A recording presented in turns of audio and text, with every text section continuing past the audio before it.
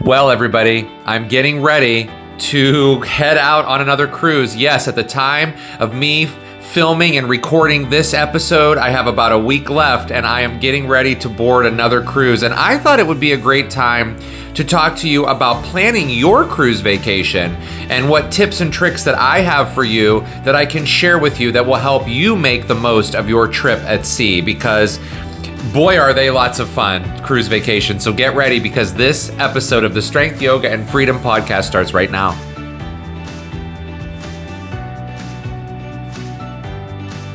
Welcome to the Strength, Yoga, and Freedom podcast, everybody. My name is Justin. I am so glad that you are here, that you have joined us today. This is the podcast where we use the philosophy of yoga in a very practical and everyday way, one small step at a time, to become happier people. And look, folks, when you're getting ready to pack for a vacation or you're planning a vacation, whether it's a cruise vacation or maybe it's a land vacation, maybe it's a road trip, whatever it is that you're planning, having tips and tricks and things that other people have done and gone through and have experienced, and you taking them on and making them work in the way that makes it work best for you, is a phenomenal way to stay connected to each other as humans, and it's a way to prevent a lot of kind of anxiety and those nerves when you're getting ready to go on vacation. And one of the things that I've been talking about a lot in this season of this podcast is relatability. And I love cruise vacations. And so I want to talk to you about planning your cruise vacation. What are some of the things that you could look for before you even go? And then what are the things that you can look for and start to take stock of when you are going and when you are actually on your vacation? And we tie all of this in to our purpose, right? Because that's what yoga is kind of rooted in, is purpose. What are you actually going on vacation for? Why are you doing this? And so as we go through these tips and tricks, keep that in mind, because one of the biggest things when it comes to taking vacations or planning these types of big, events for yourself and your family and your friends and whomever or yourself, if you're traveling by yourself, one of the biggest things with that is to really, really stay focused on why you're going on this vacation. Now, if you don't have cruising in your budget, or maybe cruise vacations aren't your thing, then don't worry about this episode. There's plenty of other episodes in this podcast series that you can listen to. But even if you're not a cruiser, I invite you to kind of listen, because some of these tips are just everyday tips and tricks for going through your daily life, or even if you're planning something very small. And you should plan something small for yourself, even if it's not a cruise vacation, because you deserve that. You deserve happiness and freedom and not doing the same things over and over again that can get you to feel stuck. So, as I mentioned, as I'm recording this episode, I'm about a week away. So I'm really starting to getting things together for this cruise. And it is actually going to be a cruise to Bermuda. I'm going on the Norwegian Joy. It's my first time on that ship. If you are a cruiser and you have never been on a Norwegian ship before, this is kind of, they call this the Breakaway Plus class ship. So they have some newer ships out there now, but definitely not as big as some of the things we're seeing out there now that maybe Royal Caribbean has introduced, that Icon of the Seas. I don't know, it's 6,000 or 7,000 people. That's a real big ship. Biggest one out there. Not that big, but it's definitely a bigger ship. It holds about 4,000 people. So you might consider that a mega ship. And I'm so excited to experience it. I have been to Bermuda before. I was in Bermuda in 2017, but that was a long time ago. This is 2024. So it's time to get back there. So I want to kind of talk to you about kind of the itinerary for that cruise. That cruise that I'm going on now, it is going to be a little different than most cruises. So a lot of cruises that you go on, when you're starting to look at them, you will notice that, let's say it's a 7-day itinerary. We'll just kind of start there. If it's a 7-day itinerary, a lot of times what happens is you might have maybe 3 or 4, even 5 port days out of your 7 days. And you might have maybe 3 or 2 or 1 sea day. Now, this cruise specifically has 3 days where we will be in Bermuda and the ship is just docked there, and then we will have 3 days at sea. So it takes 1 sea day to get there, 3 port days in Bermuda, and then we will have 2 sea days coming back. And then of course you add on your embarkation day, which is kind of part of leaving, and that's the 7th day. So there's a lot of time at sea and a lot of time that I can get on and off the ship in Bermuda as well. So it's a little different than when you take other cruises where you might be in one port and then you leave and then the next day you're in another one, or you are in between sea days and things like that. So I wanted to kind of explain that first. And speaking of some ways that cruises work and some of the terminology, I want to start this is going to be a 2-part series of episodes, by the way. There's going to be this episode that you're listening to or watching right now, and then there's going to be a second one because there's a lot of information and I want to cover everything that I can to give you the foundation for a great vacation ahead.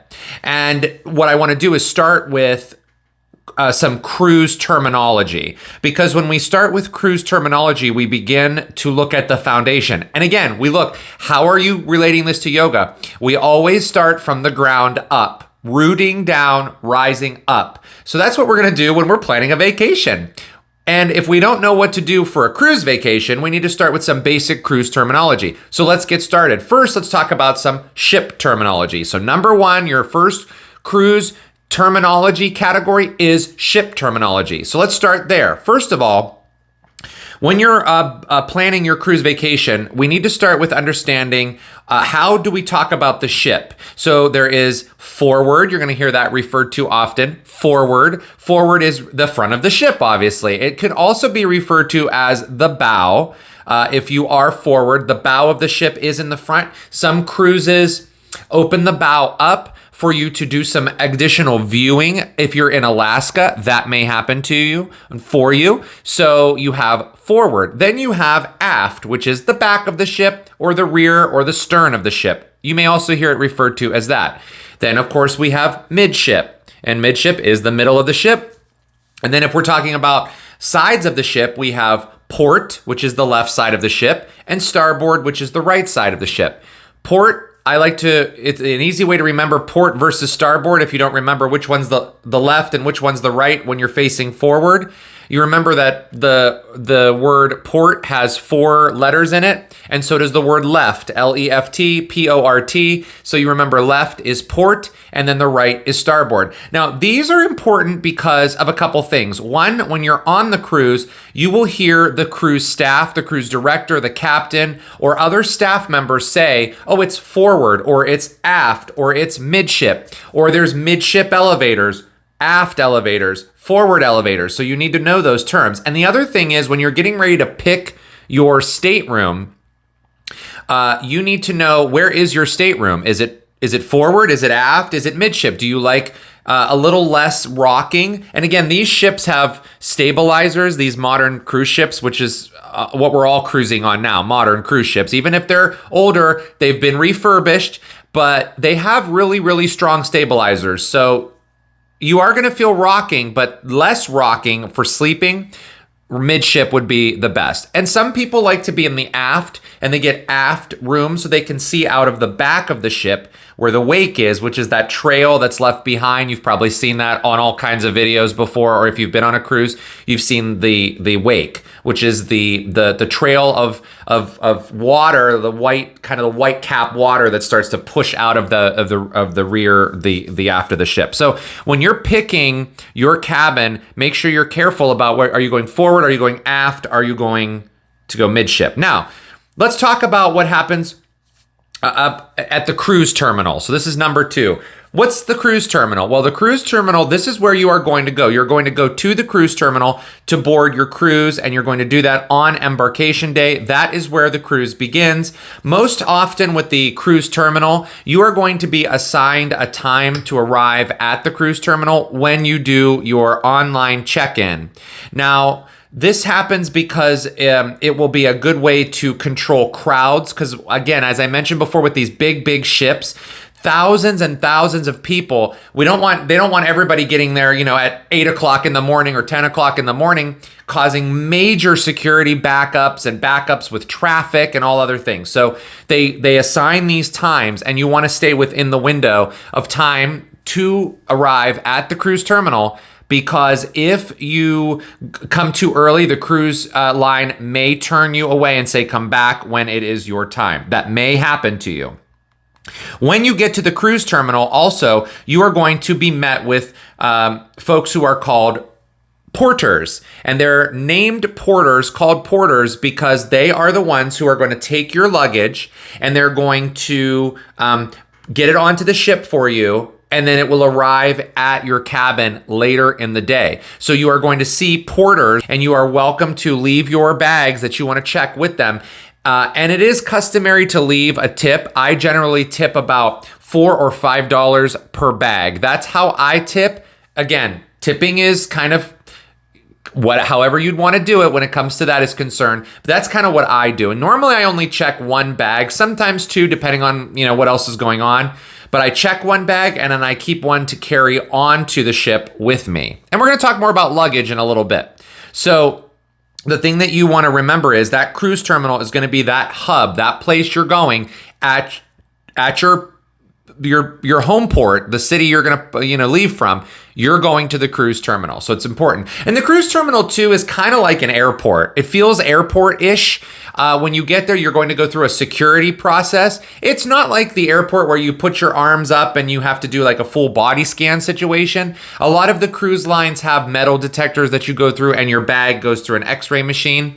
So therefore, they can watch for any prohibited items that could potentially be dangerous for the ship, like fire hazard stuff or weapons. So they're very cautious about that. So it will feel like an airport experience. Just not the typical TSA where you're taking your shoes off and putting things in bins and all of that. It's not that much. You're just going to kind of put your bag on a conveyor belt, sometimes in a bin, and it goes through, and then you go through the metal detector yourself. So that is the cruise terminal. Now let's talk about number 3, which is embarkation day. I've said that word already. What is embarkation day? Well, embarkation day is the day that you are going to board your ship. That's the day you're going to the cruise terminal, and that is the day that you will receive, your cruise card. And when you check in and get you might get your first day planner that day when you're in the cruise terminal, and that's the day you're going to walk onto the ship for the first time. Embarkation day is so much fun, but it can also be a little stressful if you're not prepared. So it's very important to be prepared. And that's why I'm giving these tips out to you now before you even go or plan any type of cruise. So embarkation day as well. And then we have number 4, disembarkation day or debarkation day. The cruise lines will have a disembarkation process that you will follow. And we're going to talk about what that's like later on down the road. But disembarkation day, it's the saddest day. It's when you have to say goodbye to your ship that you've been on for 5 days, 6 days, 7 days, sometimes longer. And you will exit your ship right onto the cruise terminal and go through the customs, just like when you got on, you're coming back to the same exact place. Unless you're taking a transatlantic cruise or a cruise that, starts in one place and goes and leaves in another. But no matter where you end up, you're going to still go through some type of cruise terminal with customs and border patrol. Let's talk about number 5, a cruise card.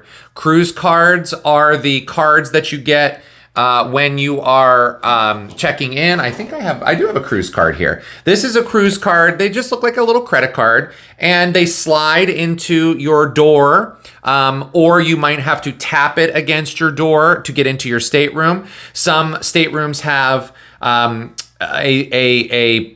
a little pocket where you kind of slide the card into this little metal pocket, and it will turn the lights on and activate the electricity and the air conditioning in your cabin. So you need this. You need this for your drink packages. You need this for your dining reservations. You need this if you're purchasing something on the cruise ship. You don't use anything else but the cruise card. And you also will use this cruise card to get on and off. That's how they track who's on and who's off. So when you first get there on embarkation day and you first get on the ship, you're going to scan your key card and they're going to know that you're on. Now, most cruise lines have key cards. Some have medallions. Some have other types of key or, or access, an access card of some kind, but most of them are cards. And then again, you have some variation, but this is a big deal and you want to have this on you at all times, even when you're on board, because if you need anything, they generally are going to be scanning your key card. It also shows you your muster station or assembly station, which we'll talk about in a bit. And so let's go on to number 6, the gangway. You're going to hear that word referred to. You're going to hear that word a lot, gangway. Gangway is the bridge that connects land to the ship. So on your embarkation day, you're going to walk down the gangway and you're going to board your ship like that. When you leave the cruise on disembarkation day, you will also use a gangway to get off of the ship. And when you are in your ports of call, many times there will be a gangway that you'll walk down on and onto the pier and off onto your destination. Sometimes there is tendering, which are, if you want to use that term when it comes to, we're talking about gangways here, but tendering is another process that you might have to deal with when you're going onto shore. And that is a tendering process would be, you would be called down at a certain time and you will get onto a very little small boat that transports you. That's the right word I'm using. Transports you from the ship to wherever you're going. And this is mainly because some of these ships cannot dock at certain islands or in certain ports for whatever reason. And it's always safety, of course. But it could be size, it could be just weather conditions. And so you will use a tendering process to get to shore. So you have gangway and you have tendering. Number 7, I've said this word many times already, port of call. Your itinerary will have ports of call on it. Again, sometimes you'll have 3 or 4 or 5 ports of call on a 7-day cruise.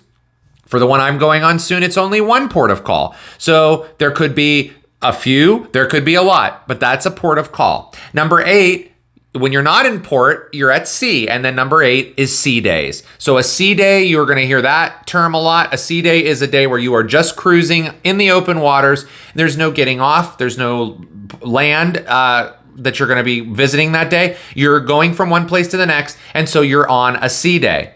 Number 9, I talked about the assembly station. You will have an assembly station and you will also be required to complete a muster drill or assembly drill or safety drill. It may be called those terms. In past cruises, when I first started cruising, the assembly drill was a drill that everyone had to go at a certain time. So we'll pretend that the ship left at 4 o'clock. Well, at 3 o'clock, you are required to be at your assembly station and you would watch a demonstration of how to put on your life jacket. You would watch and listen to all these different safety protocols and procedures, and you would do that at the station that you will go to in the event of an emergency. Now, in the early days, when I first started cruising, you would actually have to practice putting on a life jacket there at the assembly drill. And then that putting on the life jacket kind of went away. And then when the pandemic hit, and cruising started again, all of the assembly station drills in person where there's large groups all together, those kind of went away. And now most have gone to what is called an e-muster or electronic muster. So a lot of cruise lines will require you, when you do your online check-in, to watch a safety video at home. It may require everybody in your party to watch a safety video. Or it may require you to watch it after you get to the cruise terminal and have done your check-in before you get on the ship. It also might be required even before the ship goes. You might have to watch it in your stateroom or on the cruise line app. Check with your cruise line to see when they require you to do your assembly drill. Most cruise lines also, not only will you have to watch a safety video, but you will then have to go to your assembly station and check in. That is the first thing that I do Generally, when I get on the ship, they're already directing you. Okay, what's your assembly station? They look right at your key card. Oh, you're at A, go forward to such and such steakhouse, and that's where your assembly station is. So you will want to complete the assembly station drill procedures as quickly as you can so that there's no holdup for the ship to leave. And it doesn't matter whether you've been on a cruise or not, you still have to go through the assembly station drill or the muster drill. So it doesn't matter, but everybody has to go through that. Number 10, stateroom or cabin. I've used those words already. That's where you're staying. Those are your accommodations. You generally can have inside staterooms. You might have ocean view. You might have balcony or veranda. You might have a suite. You might have a luxury suite. You might have a spa suite or a spa balcony. You might have a solo suite or solo cabin. So you might hear all of those words referred to with regards to staterooms. Then there is the stateroom steward or cabin attendant. This is the person who's going to be performing your housekeeping tasks for the week. This is the person that will come in and make your bed, take out your trash, tidy things up, all of those good stuff. You're gonna meet your cabin steward or room attendant or cabin attendant generally on the first day of your cruise. They're there. They're really busy on that turnaround day where people are getting off and people are getting on.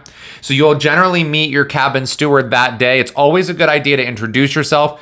The folks every single cruise that I have ever been on, the cabin steward has remembered my name. And I think that's amazing. And so they're going to remember your name. So it's always good for you to remember their name. And that way, whenever you need something, they're the ones that you'll go to when it comes to housekeeping. Number 12, there is specialty dining versus main dining room versus the buffet. Specialty dining on most cruise lines is an additional cost. So on your cruise, all of your dining, your food in the main dining room or buffet will most likely be included. There may be some upcharges if your cruise line might have lobster tail or something in the main dining room, so you have to watch for that.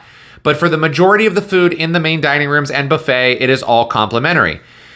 In the specialty dining venues, you might pay a la carte or you might purchase a dining package that gives you, okay, you get one appetizer, one super salad, one main course, and then one dessert or whatever the restaurant and cruise line have determined. So you may have a dining package and you might be able to use it at one restaurant or two or three, depending on what the cruise line is offering. So specialty dining generally comes with an additional cost. Number 13 now. We were on 12. We're on 13 now. There's anytime dining versus traditional dining time or assigned seating. Some cruise lines still have an option for traditional dining, which would mean that let's say you pick 6 o'clock as your dining time. That means that every night at 6 o'clock you're eating either in one of the dining rooms or you're rotating dining rooms, depending on your cruise line. And then other cruise lines offer that, and they might offer anytime dining or come as you want. You know what I mean? So you might be going to eat your dinner one night at 6, one night at 7, one night you're going for a later dinner at 8:30. Maybe you're going one day at 5 o'clock for an early dinner. So you have to determine, do I want anytime dining where I can go whenever I want, or do I want a set dining time? Sometimes set dining times work better when you have children and they're used to, eating at a certain time every day. Maybe you do that for health reasons. So you pick either anytime dining or traditional dining. Number 14, drink packages. There will be drink package offered on your cruise line. That doesn't necessarily just mean an alcohol drink package. There are soda packages. There are bottled water packages. There are coffee packages. So you have a wide range of packages that you might be picking from when we're talking about drink packages. Number 15, shore excursions. Shore excursions are those things that you do when you're getting off the ship in your port of call. Sometimes you book the shore excursions through the cruise line. Sometimes you book them through an independent cruise shore excursion operator. Sometimes you get off the ship and you go on shore excursions on your own. That's all up to you. But shore excursions, you will hear that word and two words a lot. It's what you're doing when you're in your port of call. Number 16, you'll hear the Lido deck or the pool deck. Pretty much all cruise ships have a pool deck somewhere. The main pool deck generally has a lot of music going on in the daytime, especially on sea days. You're going to have a lot of children. You might have people in and out of the pools and on water slides that are connected to that pool deck or area. There might be a kids play area. So the pool deck, big main area where lots of things are going on. You might even have a little grill or buffet there. And of course, there will be bar there as well. Let's go on to number 17, mega ship. Now, I've said the word mega ship already, and I'll say it again. In the cruise industry, generally, mega ships are kind of referred to when there's a 4,000 people or more-ish on a ship. Those are mega ships. You might have smaller ships, like luxury ships or mid-size ships, but mega ship is 4,000-ish or more generally. Number 18, onboard credit and onboard account. What are these? Well, onboard credit might come as a promotion you get with your cruise. So they might say book by, January 15th and receive $100 of onboard credit. That means when you get on the ship, you're going to have $100 attached to that key card, right? That you can spend on anything you want on the ship. It could be, I want to get a specialty dining package. I want to go get specialty coffee. Or, I want to go do the ice skating rink. Or, I want to rock climb, do go-karts. So you can buy pictures. So you can add that in to your budget if you get onboard credit. Now, when we're talking about your onboard account is what will show you a list of everything that's been charged to you and on those key cards through the entire week that you're on your cruise. So you can generally check your onboard account every day, either on the cruise line app or on the TV in your stateroom. Number 19, you'll hear this word a lot, refurbishment, and you'll also hear dry dock. Most cruise ships, in fact, I think all cruise ships, as a matter of fact, are required to go through some type of dry dock or refurbishment. I could be wrong on that, but I am almost positive that that's how that is. And when this happens, they go through some mandatory processes to make sure the ships are all up to code and up to snuff, what they need to be at to carry people around, right? Safety is always number one with the cruise line. So it's really important you understand that your favorite ship maybe on a dry dock or maybe on, in refurbishment for 2 weeks or a month or, whatever the case may be, whatever the cruise line is doing with that ship at that time. Number 20, sail away. Sail away is when you leave that home port. So if you're going to the cruise terminal in, let's say, Miami, Florida, then your sail away will happen maybe at 4:00 in the afternoon. The ship's horn will blow and everybody gets excited and the ship leaves the first port for the very first time. It's really fun. It's really exciting. Some people go to sail away parties. Some people watch it on their balcony. Some people go to higher decks and they just enjoy the view as they're leaving. It's really, really when your cruise vacation begins. It's a lot of fun. And the final term I have for you, number 21, is the cruise director and the cruise staff. Now, I mentioned the cruise director earlier. The cruise director is the person who is organizing all of the entertainment on board and their staff. So you might have the cruise director who's organizing all of the games and activities, the trivia, maybe your deal or no deal, your bingo, the nightly shows.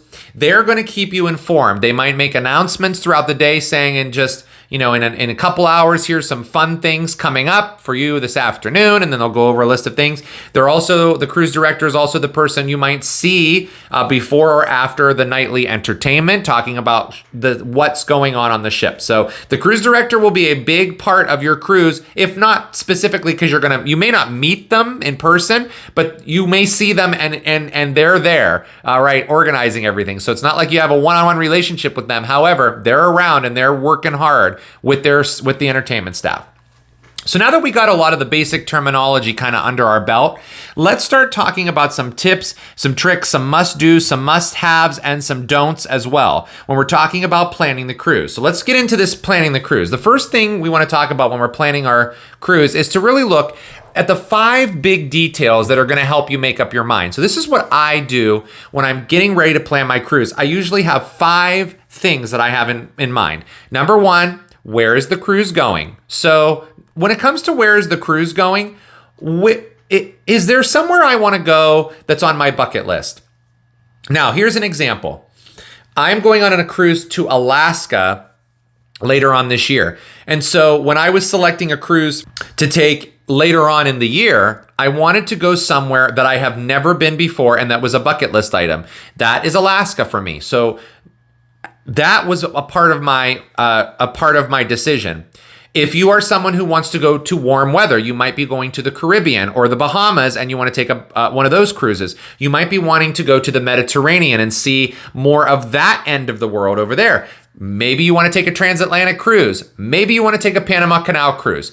What do you want to see? So where are you going? That's number one. Number two, where is the home port? Now, this is important when it comes to budgeting. So when you're talking about the home port, you have to understand that this is where you're going to incur some additional costs. So you either have to fly to get to your home port, or you're going to be driving, or someone's bringing you there. So how far away is the home port? Now, I live in the Midwest, so I'm not like, an hour away from any cruise terminal or any port. I have to either drive or fly. Therefore, it is very, very important to select where am I going out of when it comes to the home port. Number three, you want to pick maybe your ship. Do I want the mega ship? Do I want a mid-size ship? Do I want a smaller ship? Do I want a luxury ship?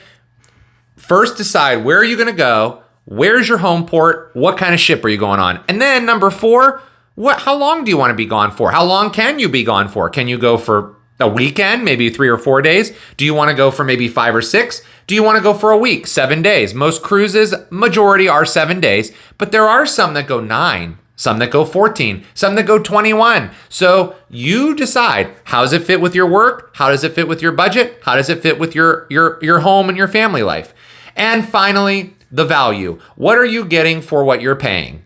Are you getting an additional, onboard credit? Are you going to be paying more because you're going to a destination that might be a little more expensive, like Alaska? What are you getting for the value? Again, remember about purpose. This all goes back to purpose. How much do you want to spend for what you're going to get back?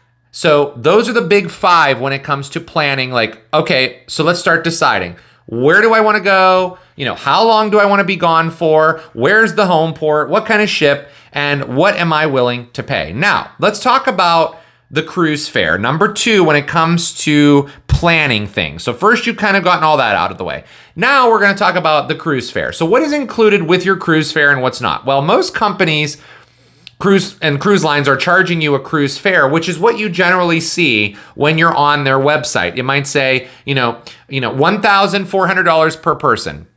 A lot of times that's just the cruise fare. So you need to then add in things like, your cost for your flights, how you're going to get to the home port, right? You also are going to be adding in taxes, and you're going to be adding in port fees, because all of the cruise lines charge port fees because they get charged to park the ship at the ports. So be aware that that's not just the price you're paying, the cruise fare. The cruise fare, it basically includes your food, and that's in the main dining rooms, that complimentary food. But you're not going to go hungry, even if you don't get specialty dining. Trust me, you're not going hungry. You've got you also included what that is, your accommodations, your stateroom, and the transportation to get from one place to the next. That's what that includes. Then there's taxes and fees and port charges and gratuities. Most cruise lines do a standard gratuity that is placed on either your onboard account, or you pay it in advance. I like paying them in advance, and then I give additional tip when I get on board to my stateroom steward and to bar staff and wait staff. So those things are really important to keep in mind as well. Another thing that you may have to pay for additional is Wi-Fi. Some cruise lines have Wi-Fi included, some don't. Check your cruise line. Another one, again, as I mentioned, specialty dining. That comes with an additional cost. Some additional costs also include onboard games, contests, events like wine tastings or behind the scenes tours or bridge tours or bingo or deal or no deal, or the spa, the salon, the barber shop, the shopping, fitness classes, or other activities like go-karts or ice skating or laser tag or arcades, so on and so forth. This is all part of it as well that is not included in the cruise fare. And of course, shore excursions are generally not included in your cruise fare. So be aware of that as well. Those are an additional cost. Specialty coffee is additional cost on most cruise lines, unless you buy the specialty coffee package. Some specialty foods like specialty ice creams or specialty cafes may not be included in your cruise fare. It might be an a la carte situation. And of course, alcohol is generally not involved in your cruise fare. You generally have another drink package. Same with soda. Most cruise lines, you can get your water, you get your iced tea, maybe some juices, some lemonade, coffee. That's all. And I'm talking just brewed coffee. But specialty coffee and some of the other premium items are going to cost extra. And so is that pre-cruise and post-cruise accommodation and transportation. Now let's get into that next. Transportation to and from the cruise terminal. We talked already about budgeting with your home port. We already talked about that. So the first thing I want to tell you all is that you need to make sure you are arriving at your cruise port, the port that you are going out of, that home port area, that city, at least one day before your cruise. At least one.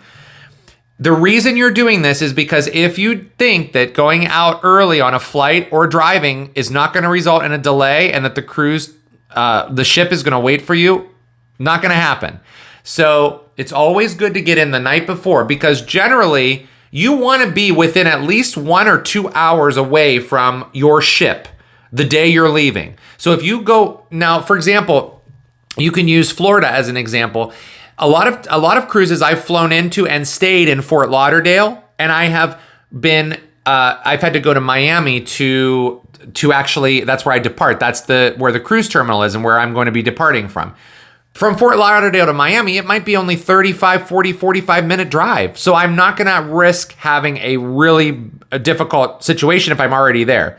But if I was driving from in Ohio, where I live, to Florida the morning of my cruise, that would be a problem. So you want to make sure you're getting in the day before so that you really only have that 1 or 2 hours left to get to your cruise ship on your embarkation day. That's number one.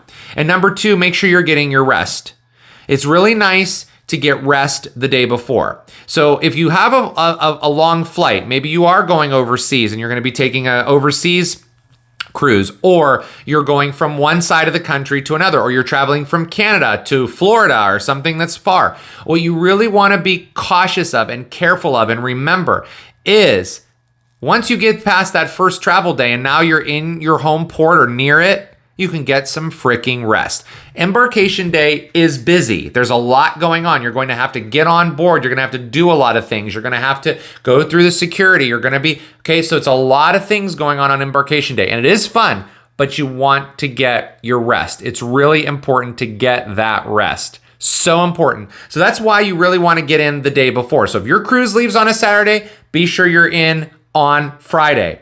So now, you also, because of that, you're going to be booking a hotel the night before, for the night before. So now that we're doing that, how are we getting from our house to the cruise terminal? Well, what I've done in the past, a couple different things. If I have flown, what I have done is I have gotten myself from my house to the airport, flown. We'll use Florida. Let's use Florida as the example again.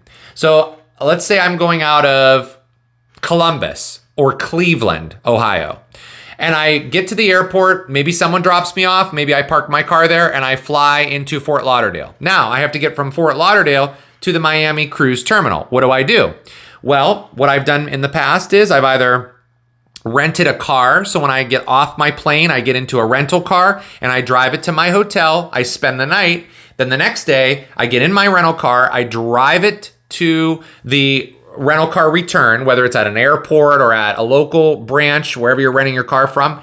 And I take a shuttle from that rental car return to the cruise terminal. That's one way you can do things. Another thing you can do is you can book shuttles. So if you get, maybe you're staying near your hotel or your hotel that you're staying at the night before offers a shuttle. You might fly into your destination city and then you might take a shuttle to your hotel and then you might shuttle again to your cruise terminal if you're not messing around with the car. Now, some hotels, in fact, the hotel that I'm going to next week, I'm driving to with my car. So I'm going to drive to this hotel. I'm going to park my car there, stay overnight, and then they're going to shuttle me over to the New York cruise terminal. So I don't have to park my car in New York and pay tons of money. It's a little bit more cost effective leaving it at the hotel because they have that package. So you have that opportunity. You can also use ride shares, Uber or Lyft or whatever you like. You can use those to get around depending on your cost. And another thing that the cruise lines do offer is shuttle service from the cruise line. You might shuttle from that airport to the cruise terminal, or perhaps you stay overnight somewhere and then you're going back to the airport and you shuttle from the airport to the cruise terminal and then from the cruise terminal back to the airport.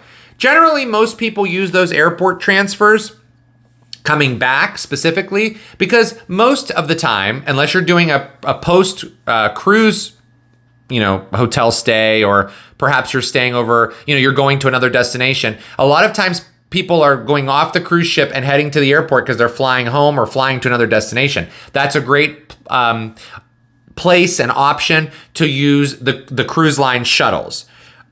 When you're going on the cruise and it's the day before, the cruise shuttle isn't going to run the day before because the cruise isn't there yet. So the cruise ship isn't there yet. So you may have to get back to the airport to take the cruise line shuttle.